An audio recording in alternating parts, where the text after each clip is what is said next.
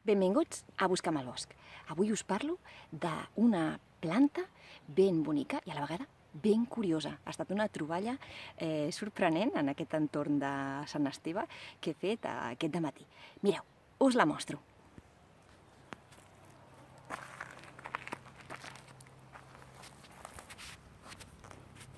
Es tracta del citinet, el Citinus hypocistis.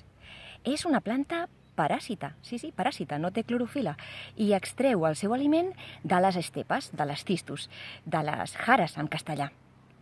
També en castellà se'n diu chupamieles, tetilla de doncella, i nosaltres ho coneixem com citinet. Són flors que creixen en forma de rizomes i, com podeu veure, són petites, grogues i ben vistoses. Mireu, aquí hi ha un altre conjunt, just a punt de rebrotar, i aquí us mostro la planta que parasiten, les estepes, veieu? Les cistus.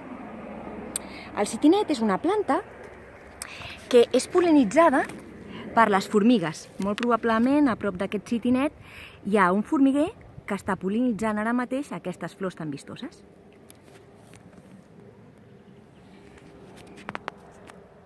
Un altre punt que us deixo a Busca'm al bosc. Ens trobem.